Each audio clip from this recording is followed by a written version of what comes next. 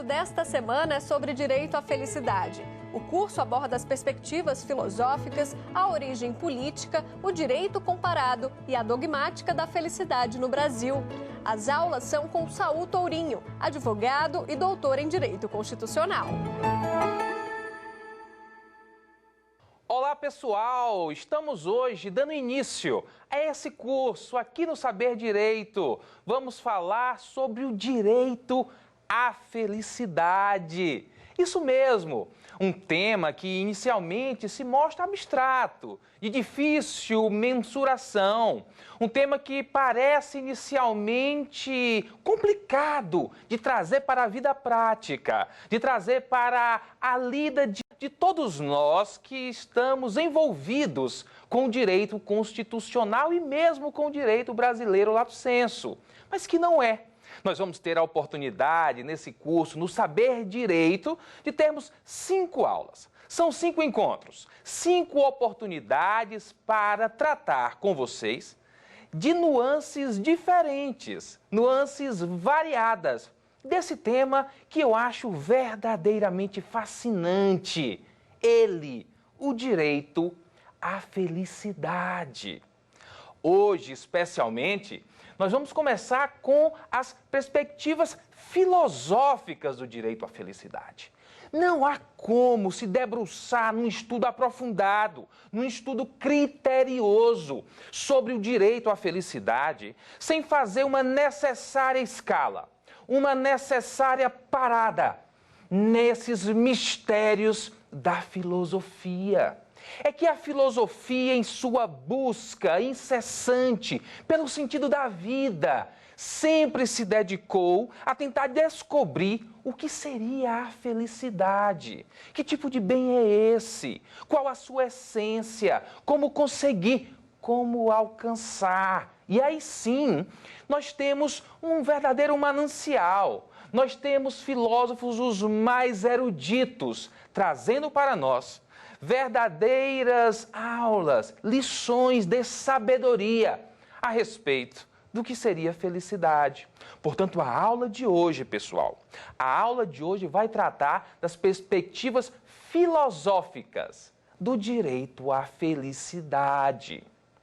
Para começar, pessoal, vamos começar com ele.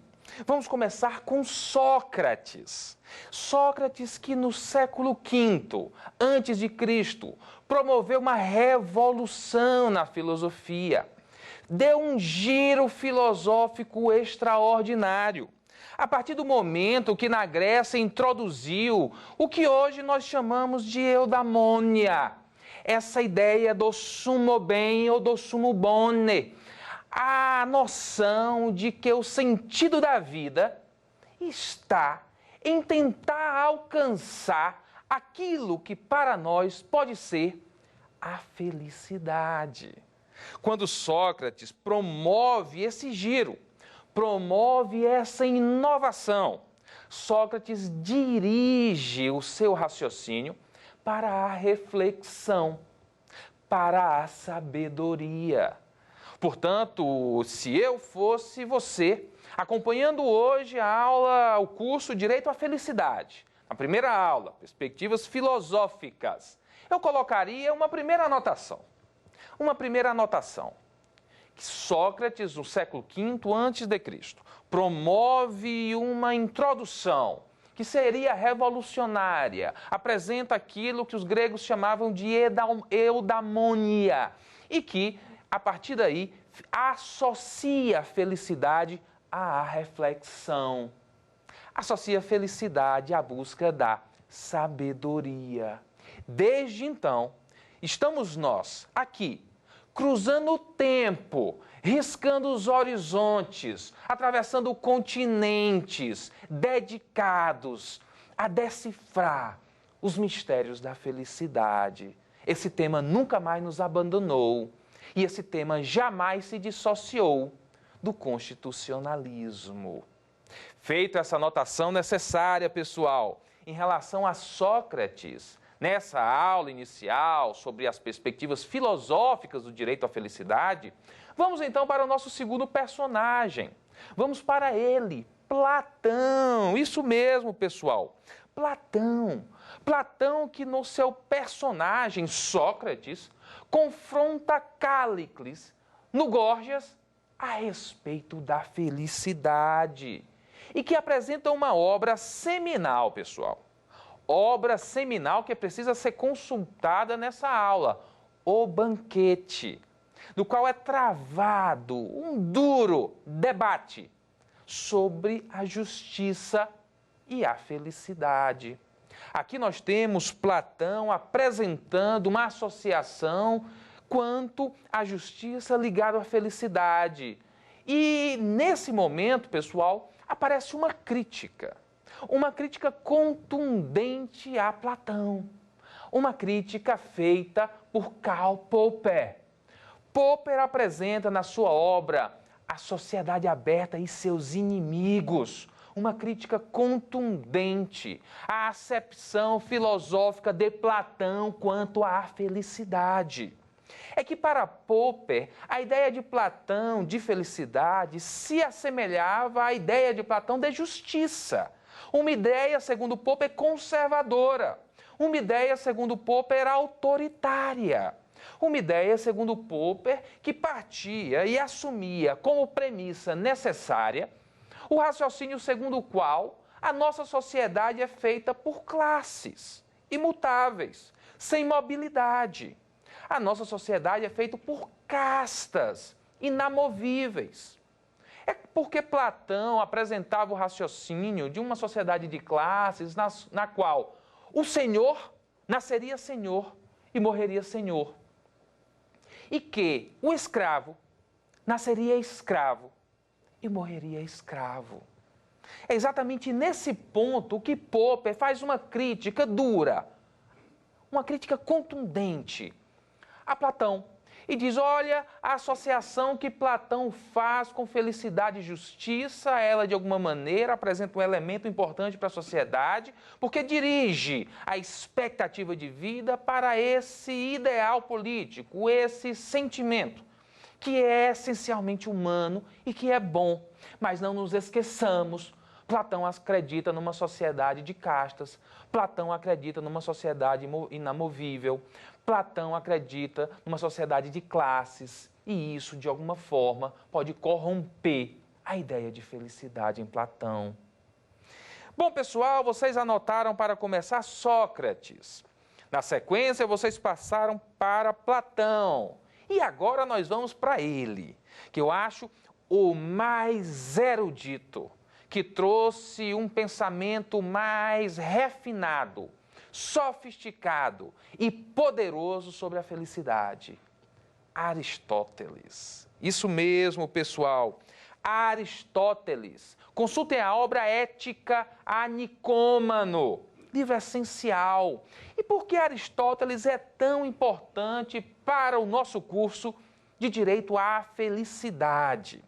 Porque Aristóteles tem uma doutrina tão poderosa nessa primeira aula, perspectivas filosóficas do direito à felicidade. Tem uma razão, pessoal, tem uma razão. É que Aristóteles apresenta 3 elementos. Vamos anotar, pessoal, 3 elementos que compõem, desde Aristóteles, todos os debates sobre felicidade. Todos os debates. Inicialmente, Aristóteles diz que a felicidade reclama também o alcance, o desfrute, o gozo de bens externos, bens materiais.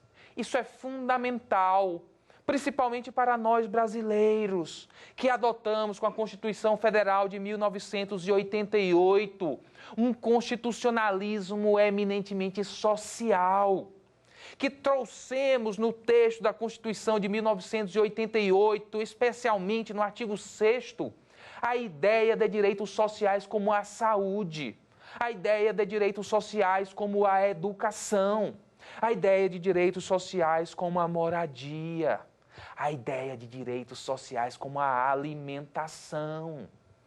Conceitos como um salário mínimo que suporte as necessidades básicas de uma família no intervalo de 30 dias.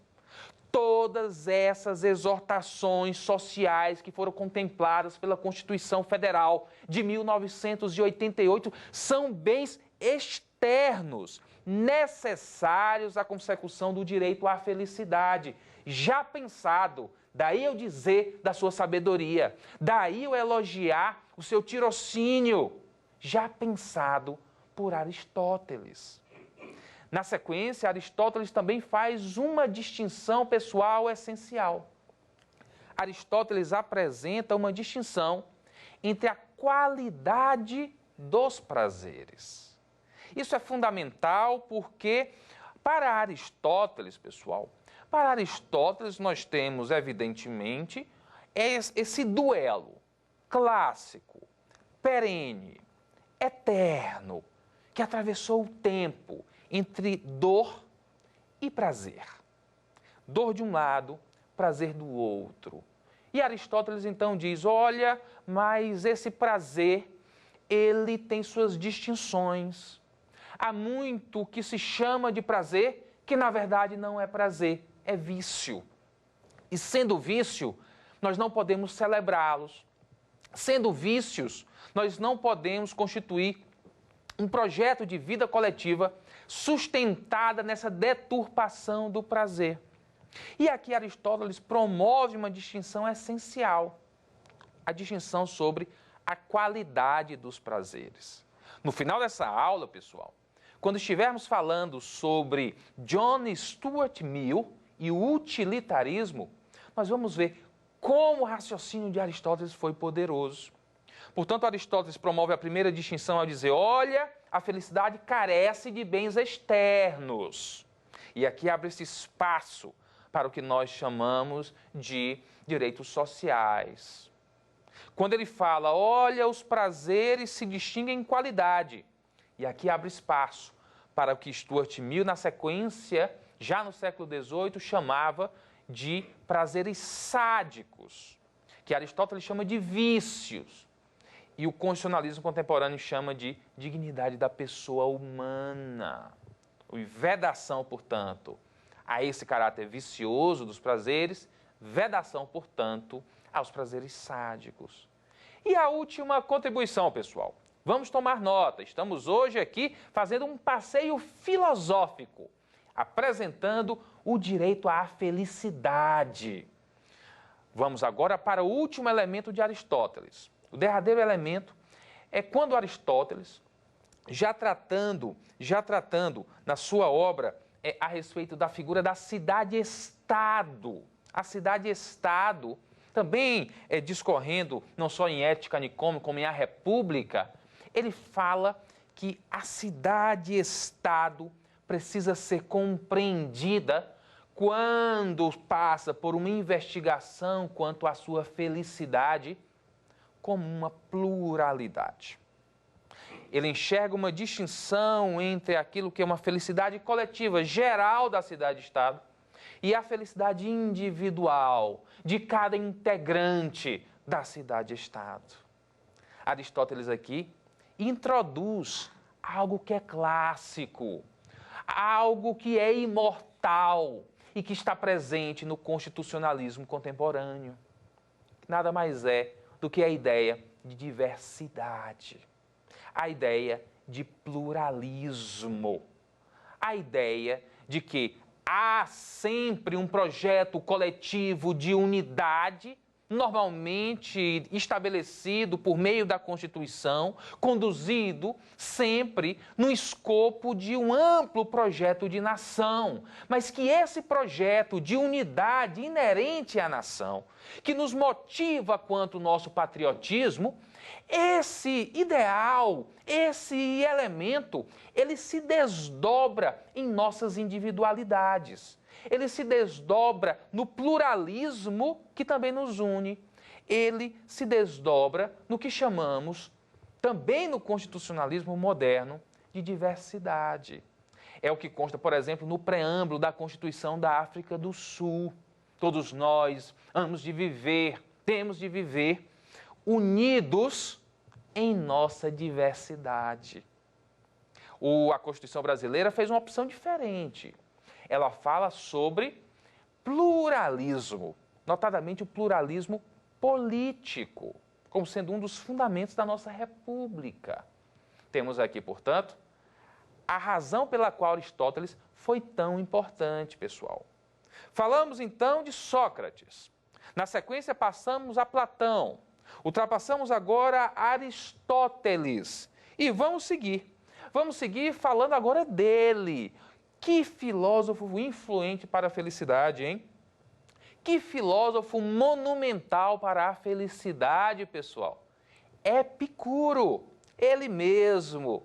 Esse gigante que teve a coragem de desafiar o modelo de academia que reinava desde Platão na Grécia e partiu para a construção da sua escola, chamada O Jardim, na qual ele permitia, diferente do que acontecia ao tempo, que não houvesse distinções de classes, que não houvesse distinções de castas, que não houvesse distinções de orientação sexual, que tivessem homens e mulheres sentados ao redor do jardim, celebrando a vida, desfrutando de pequenos prazeres e filosofando, tentando investigar cientificamente, metodologicamente, o sentido da vida, a fonte da existência e, principalmente, pessoal, as origens e as razões da felicidade. Epicuro foi profundamente criticado. Eu diria que injustamente criticado. Porque ao tempo, exatamente por Epicuro ter feito esse giro e tirado da academia e levado para um jardim, debates filosóficos de alta qualidade. Exatamente por Epicuro ter prestigiado o primado da igualdade. Exatamente por Epicuro ter se concentrado não mais nos deuses, não mais nas religiões, mas essencialmente na filosofia. Passou-se a se dizer que Epicuro era um devasso, que Epicuro era um louco, que na verdade Epicuro estava à frente de uma seita, e uma seita dedicada não à filosofia, mas aos prazeres da carne, mas aos prazeres mundanos. E daí há uma grande má fama na escola de Epicuro, e Epicuro começa a ter que se defender. O interessante, gente, do jardim de Epicuro, ou do chamado epicurismo, exatamente essa filosofia de vida que entende a felicidade como ser de fato a razão de ser da existência, é que mesmo aqueles que não se associavam ao epicurismo, eles defendiam Epicuro e prestavam um contributo, reclamavam solidariedade, a má fama que tentavam emprestar e empregar ao epicurismo. E aqui eu já abro uma porta, pessoal. Já abro uma porta, já não mais para o epicurismo, uma porta para o chamado estoicismo. Então, para quem está acompanhando, para quem está anotando, vamos lá, pessoal, vamos lá. Estamos tratando do epicurismo, uma escola cuja razão de ser vem de Epicuro, que promove uma nova mudança no formato da academia de então, que apresenta simplicidade, que encerra qualquer tipo de indagação sobre deuses, que apresenta pessoas em pé de igualdade, unidas no jardim, dedicada a pequenos prazeres, como nos debates, comer aquilo que é produzido no jardim, ou beber aquilo que é produzido no jardim, para ilustrar o debate filosófico, e que passa a desfrutar de uma má fama. Vem então, fazendo um contraponto, o estoicismo. Outra escola, pessoal. Aqui já não mais com Epicuro, com Sêneca. E recomendo a vocês a leitura dessa obra. São cartas que Sêneca, pessoal, Cartas que Sêneca fez em menção a Epicuro. Cartas sobre a felicidade.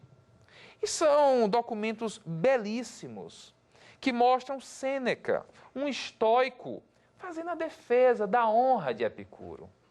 E o que seria o estoicismo? Que escola é essa? O estoicismo, pessoal, ele já dirige a felicidade para um outro lado em contraponto a Epicuro. Para o estoicismo, a busca da felicidade reclama renúncias. A busca da felicidade ou a felicidade reclama contenção dos impulsos. Implica a necessidade de refrear as pulsões. O estoico, ele paralisa as suas mais violentas paixões. O estoico, ele freia aqueles apetites da carne. O estoico, ele paralisa o tipo de pulsão que nós temos para os prazeres, para os apetites da alma. Ele entende que a felicidade está exatamente no domínio dessas paixões, no domínio dessas pulsões. E a partir do momento em que você domina essas pulsões, domina esses apetites, então você é uma pessoa feliz. Veja que é exatamente um contraponto a Epicuro. Não que Epicuro defendesse essa devassidão. Não que Epicuro entendesse que o sentido da vida é se entregar deslocadamente a prazeres. Não é isso.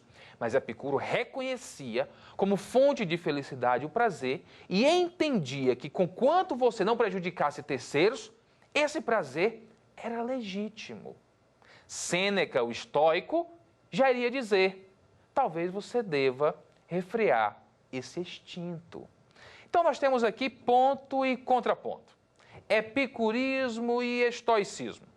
Epicuro e Sêneca, num diálogo erudito, refinado, que mostra o coração, a viga mestra, o pilar da filosofia, introduzindo mais um grande elemento da aula de hoje, perspectivas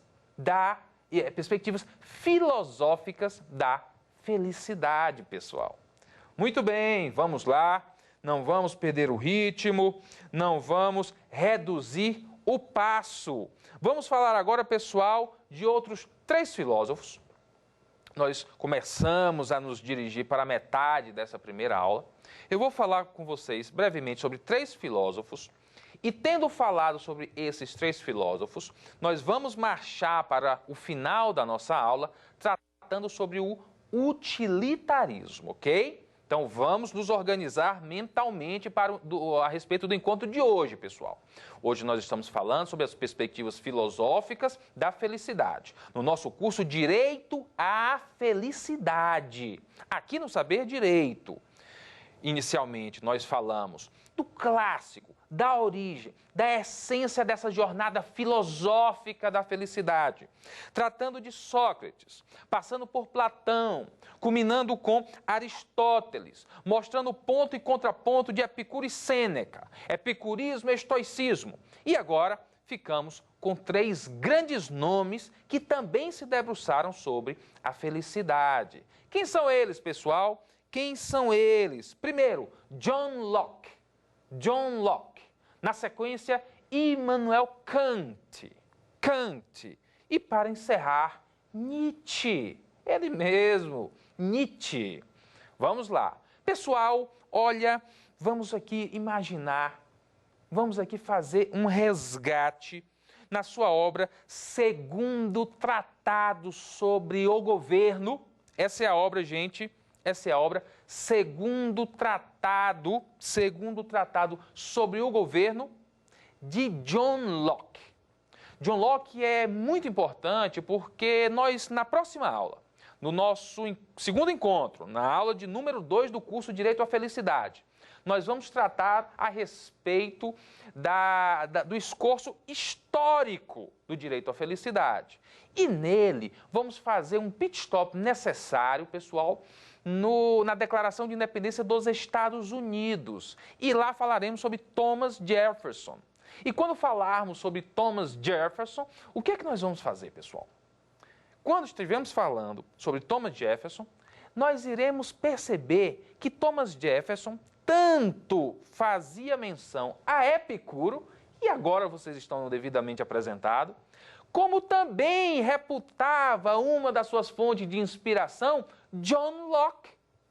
Então, é importante que vocês tenham atenção com essa perspectiva filosófica para, na transição que estamos fazendo às origens do constitucionalismo, perceba que pelo menos dois desses filósofos inspiraram Thomas Jefferson quando da elaboração da Declaração de Independência dos Estados Unidos da América, que apresentou ao mundo a ideia do The Pursuit of Happiness. Em outras palavras, a busca da felicidade. John Locke, nessa sua obra, pessoal, Segundo Tratado sobre o Governo, ele usa uma expressão que ele fala sobre vida, sobre liberdade e sobre fortuna. Atualmente, a gente associa fortuna à riqueza, a dinheiro, à conquista patrimonial.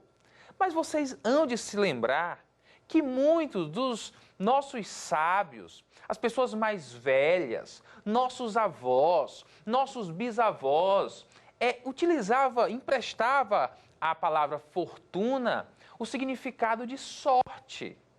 E dizia, olha, é uma pessoa afortunada, não no sentido de rica, no sentido de gozar de uma vida boa, de gozar de uma vida feliz. E essa era a expressão que John Locke utilizava. Vida, liberdade e fortuna. Vida, liberdade e vida boa. Vida, liberdade e felicidade.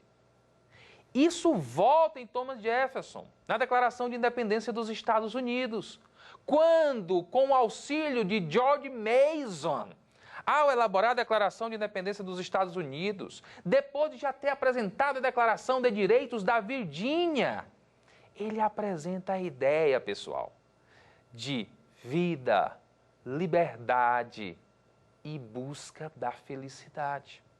Daí a relevância de John Locke ao apresentar a ideia do direito de ser visto em ação, ao apresentar a ideia de felicidade pública, ao apresentar a ideia, na sua obra já mencionada por mim, pessoal, a ideia de que todos nós temos o direito de participar da esfera pública, de sermos vistos em ação, de participar do processo de tomada de decisão coletiva que impacta a vida da comunidade. Toda essa roupagem da felicidade pública é posteriormente abraçada por Thomas Jefferson. Kant já apresenta um contraponto. Kant, na sua fundamentação da metafísica dos costumes, vamos anotar, essa é a obra, ele já faz a crítica à indeterminabilidade do conceito de felicidade. Kant já vai dizer, olha, é um conceito tão indeterminado, tão fluido, tão plúrimo, que, sinceramente, eu não consigo enxergar como pode ele ser um imperativo categórico, como pode ele ser uma razão moral, ser um elemento moral, ser algo em que eu padronizo o critério de decisão de uma comunidade, algo em que eu utilizo como balança moral para definir se é certo ou se é errado.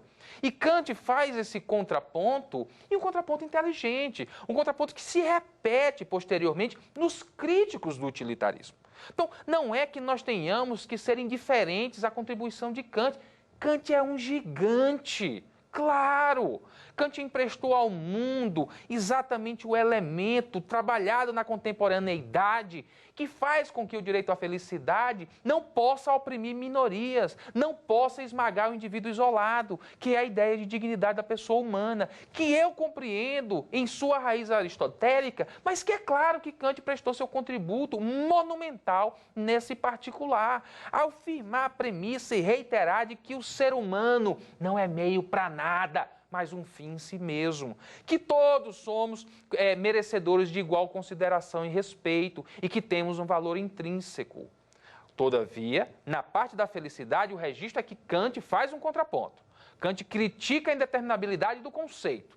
E Kant compreende que, por ser tão plúrimo e tão fluido, é difícil a ideia per se de felicidade ela se apresentar como um imperativo, ela se apresentar como um padrão moral que vai distinguir o que é certo do que é errado.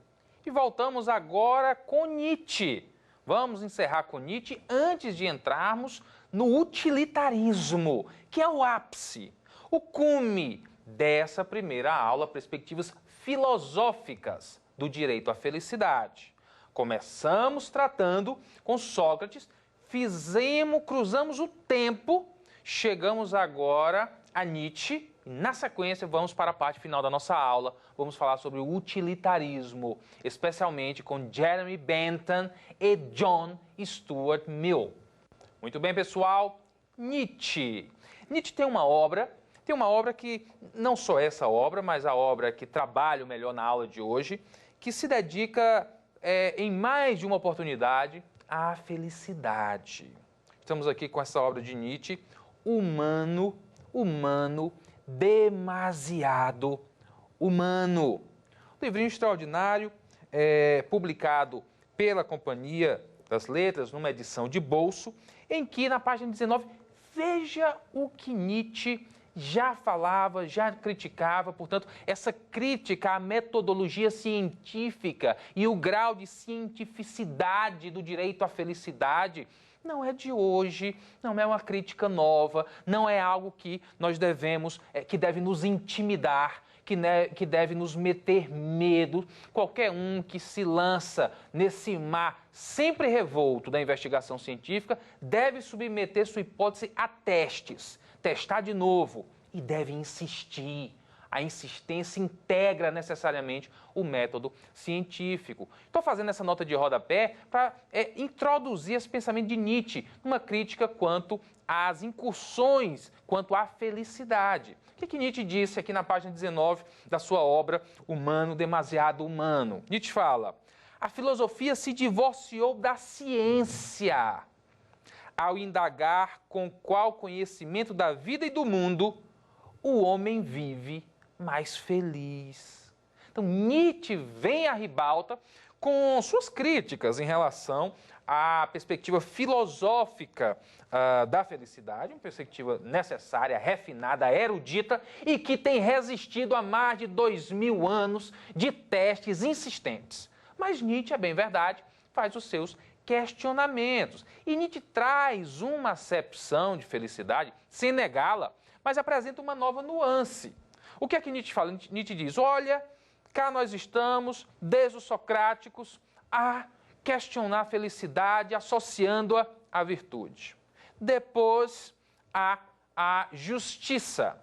Depois, a vida boa. Então, a felicidade está sempre em busca, nessas incursões filosóficas, de algo manso, de algo pacato, de algo pacífico. Mas eu entendo que também pode haver a felicidade no conflito. Pode haver felicidade na inquietude, que muitas vezes é exatamente quando o ser humano se lança no desafio de enfrentar com coragem a dor e o sofrimento, é que esse ser humano é forjado nas grandes personalidades que a história produziu. Nietzsche, então, não recusa os conflitos humanos como fonte da felicidade. Nietzsche não recusa o conflito interno, a inquietude da alma, como um elemento possível da felicidade. Então, é uma nuance importante que deixo para vocês a respeito de Nietzsche nesse último recorte da incursão filosófica, perspectivas filosóficas do direito à felicidade. Passando agora, pessoal, para o ápice da nossa primeira aula. A primeira aula desse curso Direito à Felicidade no Saber Direito, que agora em 2018 completa 10 anos emprestando à nossa comunidade. E é uma grande transformação baseada no conhecimento. Que programa mesmo extraordinário é esse Saber Direito.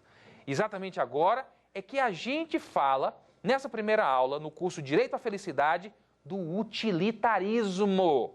E não tem como falar do utilitarismo pessoal sem estudar Jeremy Bentham e John Stuart Mill. Isso mesmo, gente. Jeremy Bentham, aqui é um livro em inglês, né? Em inglês, a tradução, você consegue tradução no Brasil, né?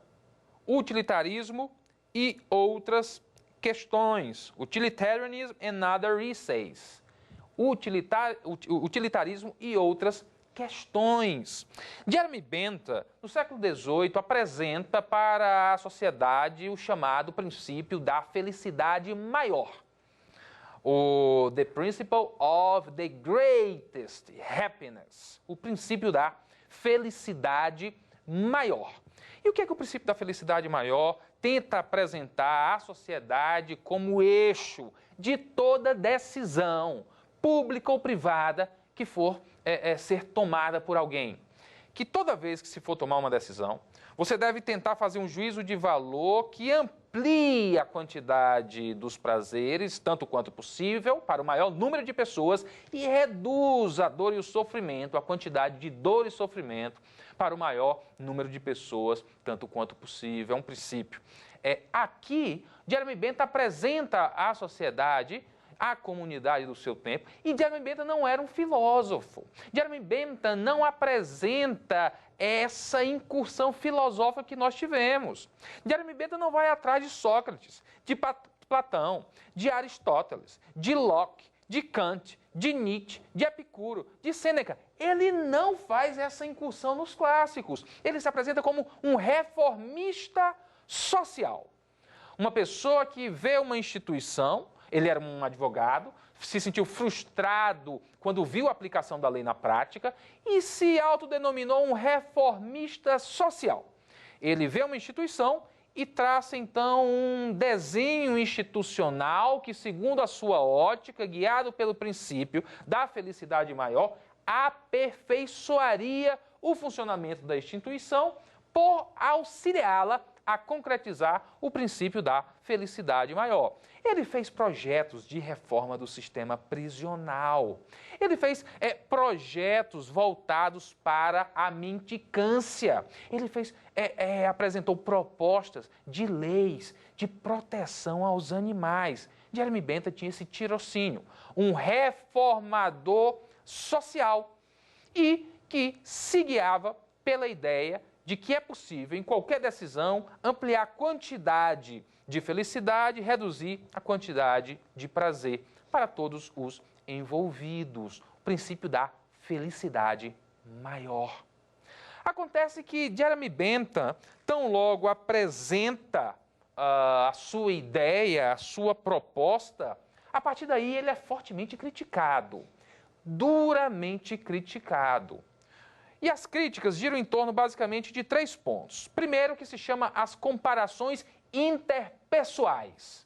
Como eu vou comparar a quantidade da felicidade de um com a quantidade da felicidade do outro, ou a quantidade de felicidade de um com a quantidade de dor e sofrimento do outro, se são elementos completamente distintos de pessoa para pessoa.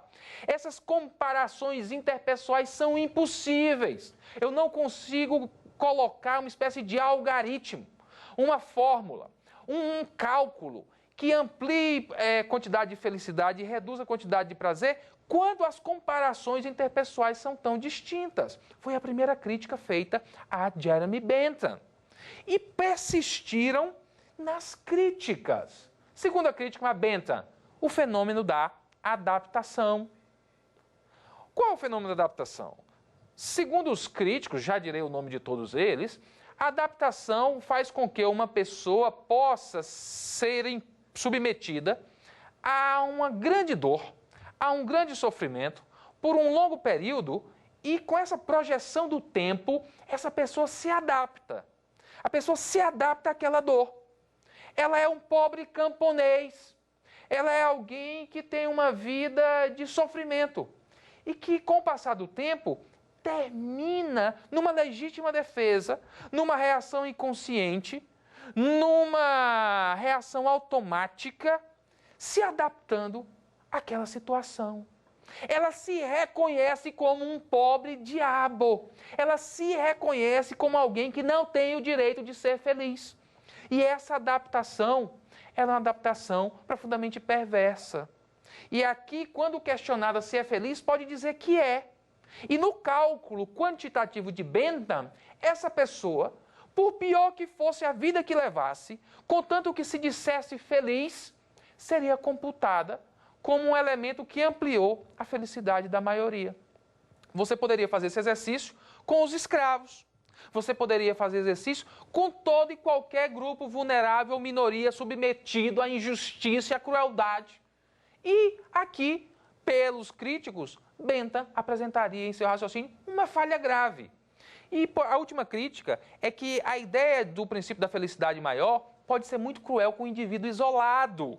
Porque, veja, se eu tenho no estádio de futebol 60 mil pessoas assistindo um campeonato, com mais os jogadores, com mais os treinadores, com mais a imprensa, e um terrorista coloca uma bomba nesse estádio, eu, policial, consigo capturar o terrorista e tenho certeza de que, se torturar o terrorista, eu consigo desativar a bomba e salvar aquela comunidade de mais de 60 mil pessoas. Os críticos de Bentham dizem, pelo raciocínio de Bentham, a tortura se justifica, porque eu estou impondo dor e sofrimento a uma pessoa para assegurar a felicidade de um estádio de futebol inteiro, com idosos, crianças, famílias, mais de 60 mil pessoas. Se o raciocínio é para ampliar a felicidade por maior número e reduzir a dor e sofrimento tanto quanto possível para o maior número, Bentham aqui autorizaria o utilitarismo benthamista, ele autorizaria a tortura. É mais uma crítica que se faz a Bentham. Crítica número 1, comparações interpessoais, impossível fazer. Crítica número 2, a adaptação. O sujeito pode se adaptar à miséria. Crítica número 3 é o indivíduo isolado pode ser esmagado pela ideia de maximização da felicidade da maioria das pessoas. Quem criticou Bentham? Bentham foi criticado por Ralph Ross. Bentham foi criticado por Michael Sandel. Bentham foi criticado por Amartya Sen. Bentham foi criticado por John Rawls. Bentham foi criticado por Richard Posner. Bentham foi muito criticado. Mas o interessante é que ele é tão criticado ao mesmo tempo que o utilitarismo na sua acepção inicial, o utilitarismo de Jeremy Bentham, jamais deixou de figurar nos estudos filosóficos e a respeito da felicidade. Ao mesmo tempo que se indica fragilidades a Bentham, se prestigia e se empresta credibilidade às suas ideias pelo enfrentamento acadêmico, pelo enfrentamento intelectual, pelo enfrentamento filosófico. Estudando Bentham, entendendo Bentham, trazendo a ideia de Bentham para a realidade e apresentando suas falhas. Bentham, ao mesmo tempo que é atacado, quanto às suas ideias do utilitarismo originariamente, se tornou imortal e também imortalizou o utilitarismo. É exatamente a partir desse momento que a gente caminha para o último pedaço, o último recorte, a última incursão filosófica dessa nossa primeira aula de hoje, perspectivas filosóficas do direito à felicidade. Vamos falar agora dele, o sucessor de Bentham no utilitarismo, aquele que foi seu pupilo, aquele que bebeu na fonte, que aprendeu com Bentham, aquele que foi educado por um pai obsessivo pela erudição intelectual, James Mill. Um garoto que afundou-se numa profunda depressão aos 20 e poucos anos, exatamente em razão de todo o fardo intelectual imposto pelo seu pai. Vamos falar agora dele, John Stuart Mill. Primeira obra sobre a liberdade. Também tem traduzido esse livro no Brasil, sobre a liberdade, um ensaio extraordinário de John Stuart Mill. John Stuart Mill, que tem uma coleção publicada pela Nova Cultural, comprei num sebo, pessoal, esse livro. Esse livro aqui é um achado, né? fala sobre os economistas e trata das ideias de John Stuart Mill. E John Stuart Mill, que pelo amor que tinha pela sua mulher e pelo caráter profundamente humanista, já naquele período, século XVIII, entregou ao mundo uma pauta que hoje é global, pagou caro por isso, foi criticado, hostilizado, marginalizado, perdeu as eleições para o parlamento inglês, mas defendeu a sua tese. A sujeição das mulheres, também de John Stuart Mill, em que naquele período já defendia o direito ao sufrágio feminino, já defendia que haveria um grande ganho para a diversidade da comunidade, caso se acabasse com a segregação nas escolas e nas universidades entre homens e mulheres. Era um homem que acreditava que o mundo com mais diversidade, mais plural, mais inclusivo, mais isonômico, era um mundo melhor. John Stuart Mill, ele apresenta inicialmente a ideia de Jeremy Bentham, repete as bases do utilitarismo, cai em depressão profunda e, quando renasce, se reconstrói como jovem, se reconstrói como pensador, se reconstrói como investigador social, se reconstrói como ser humano. E adiciona ao utilitarismo de Bentham duas ferramentas que tornaria o utilitarismo absolutamente compatível com o constitucionalismo contemporâneo, absolutamente compatível com as democracias pluralistas que nós temos hoje, absolutamente compatível com o constitucionalismo brasileiro.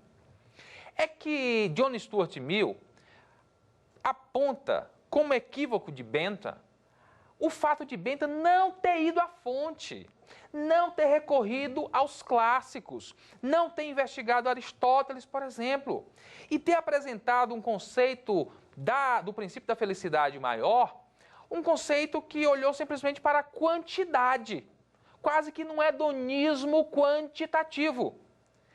E aqui Stuart Mill diz, é preciso investigar não simplesmente a quantidade dos prazeres, mas a qualidade dos prazeres.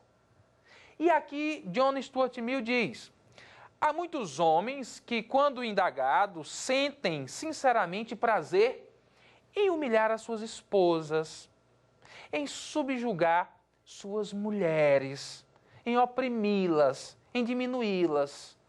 Hoje há algo do que nós chamamos da prática da violência doméstica, ou mesmo nas relações laborais, o assédio moral. Uma pessoa que tem uma personalidade sádica, que sente prazer em humilhar o outro, em pisar o outro, em diminuir o outro. John Stuart Mill diz, para Bentham, ele iria calcular simplesmente isso como felicidade, ele ia ver a quantidade disso. Mas eu, John Stuart Mill, que conheço os clássicos, que li Aristóteles, que já fazia menção à distinção dos prazeres, quando falava de prazeres e vícios, como deturpação dos prazeres. Eu, John Stuart Mill, promovo um aperfeiçoamento à visão utilitarista de Bentham. Vamos tratar da qualidade dos prazeres. Vamos defender um caráter ético da ação destinada a incrementar a felicidade da sociedade, do indivíduo. Quando John Stuart Mill diz que há prazeres que são sádicos, que há prazeres que têm que ser coibidos, que há prazeres que não podem ser incentivados, que há prazeres que não podem ser estimulados, que há prazeres que corrompem a sociedade, ele apresenta aqui um anteparo do que hoje é a dignidade da pessoa humana, que nada mais é também do que uma vedação a esses prazeres sádicos. Além disso, ele empresta ao utilitarismo um bem intrínseco, um elemento essencial, que é o caráter ético da sua ação. Aqui, ele protege o indivíduo isolado, ele protege os grupos vulneráveis, ele protege as minorias, que era exatamente a crítica que se fazia a Bentham, notadamente por Michael Sandel, quando diz, o princípio da felicidade maior pode estrangular o indivíduo isolado, porque é um cálculo quantitativo de quem está mais feliz. Se o escravo disser que está bem, segue a vida com escravidão. John Stuart Mill diz, não, porque eu preciso ter um caráter ético da ação. E há qualidades de prazeres. E eu não posso exortar prazeres sádicos. Aqui, John Stuart Mill verdadeiramente apresenta um elo que tornaria o utilitarismo uma ferramenta absolutamente utilizável para o constitucionalismo contemporâneo, para o constitucionalismo moderno, para o constitucionalismo de hoje, para o nosso constitucionalismo. É que cada momento em que se compreender que decisões, políticas públicas ou mesmo decisões judiciais que estejam diante de duas opções possíveis e aqui se faça uma projeção mental a respeito de qual dessas decisões eu conseguiria ter mais felicidade, eu mantenho o utilitarismo presente e, ao mesmo tempo, eu ofereço um anteparo. Qual é o anteparo? O prazer sádico é vedado. Qual é o anteparo? Deve haver um caráter ético nessa opção. Quando nós pegamos o estudo de hoje, pessoal, e trazemos para a prática, olha só que coisa mais interessante. Crimes de bagatela. A jurisprudência do Supremo Tribunal Federal a respeito dos crimes de bagatela. Dou como exemplo o habeas corpus 111.476. Habeas corpus 111.476, que ilustra a jurisprudência dos crimes de bagatela. Qual o raciocínio? O raciocínio é: houve um crime de menor potencial ofensivo, o sujeito furtou um bombom. Ele não é reincidente, não há maus antecedentes, a miséria da existência pregou uma peça a esse homem. Aqui ele foi abraçado pelo sistema penal, ele sofreu uma ação penal, isso pode culminar na quebra da primariedade, ele vai ser sentenciado, ele vai ser condenado. Que tipo de utilidade há nisso? Que tipo de incremento isso empresta à sociedade? Qual é o tipo de felicidade que isso, ou utilidade, que isso tem no longo prazo? E aqui o Supremo Tribunal Federal vem e diz, vamos trancar essa ação. A remissão aqui é de nada mais, nada menos, pessoal, do Marquês de Bonessana, do Cesare Beccaria, que já falava nos delitos e da pena de proporcionalidade. Mas proporcionalidade aqui tendo como fim a felicidade coletiva, a felicidade da comunidade. Então, veja que o utilitarismo está presente. Nada obstante a jurisprudência do Supremo utilize ora a palavra consequencialismo, ora a palavra proporcionalidade, que não é perfeitamente a proporcionalidade que aprendemos em Alex. É simplesmente um raciocínio utilitarista, mas um utilitarismo compatível com o constitucionalismo, porque tem caráter ético na ação. O segundo exemplo, o julgamento sobre políticas de cotas. O primeiro julgamento, a DPF 186. Quando você pega o voto do ministro Ricardo Lewandowski, relator do célebre caso, você vê a todo momento o raciocínio. A política de cota, nada obstante, promove inicialmente uma redução da esfera de direitos de quem os tinha, porque reduz o contingente de vagas disponível para esse grupo ou para a coletividade, dirigindo essas vagas especificamente para uma parte da nossa sociedade, no caso do primeiro julgamento, cotas raciais, eu tenho aqui um propósito no longo prazo de uma sociedade mais coesa, de uma sociedade mais harmônica, da construção de uma grande elite negra brasileira, o surgimento de novas lideranças negras, de trazer pessoas que estão afastadas do banquete dos direitos para essa grande ribalta nacional. O ministro traz a expressão proporcionalidade, mas isso é puro utilitarismo. Um utilitarismo que enxerga a finalidade da decisão judicial como uma tentativa de concretizar a felicidade da coletividade ou a felicidade maior, ampliando direitos, reduzindo dor e sofrimento.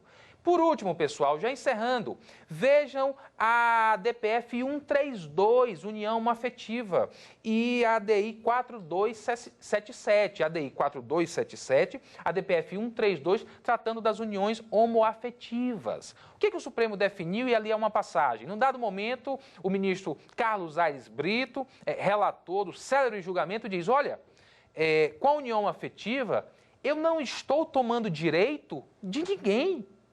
Casais heteroafetivos poderiam casar e, depois dessa decisão, continuam podendo casar. Eu estou incluindo, eu estou inserindo um grupo que não desfruta do mesmo direito. Mas se esse grupo heteroafetivo não gosta da decisão, não há um direito constitucional ao capricho. Você não pode se sentir ofendido ou vulnerabilizado. Você não pode entender como ultraje um grupo do teu semelhante passar a desfrutar direitos que você já desfruta. Nada mais é do que a vedação a prazeres sádicos. Nada mais do que isso. Então, pessoal, hoje nós tivemos a nossa aula, a primeira aula, as perspectivas filosóficas do direito à felicidade. Começamos com Sócrates, cruzamos o tempo, encerramos em Nietzsche, apresentamos o utilitarismo, Jeremy Bentham, versão inicial, John Stuart Mill, versão refinada, e trouxemos para a realidade do Supremo Tribunal Federal. Muitas vezes o que se chama de consequencialismo, muitas vezes o que se chama de proporcionalidade, nada mais é do que o emprego de ideias utilitaristas, compatíveis com o constitucionalismo contemporâneo. Eu encerro, portanto, a aula aqui, o nosso primeiro encontro, e vamos logo mais, pessoal, para o segundo encontro. Vamos tratar no nosso segundo encontro sobre o viés histórico da origem da dogmática do direito à felicidade. Valeu, pessoal!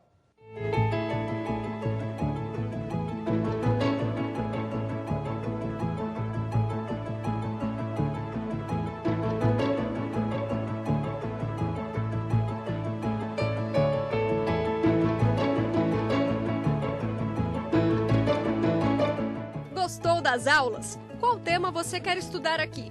Mande sua sugestão para o nosso e-mail saberdireito@stf.jus.br ou para o WhatsApp da TV Justiça. O número é este aí que aparece na tela. Você pode ainda estudar pela internet. É só acessar tvjustiça.jus.br.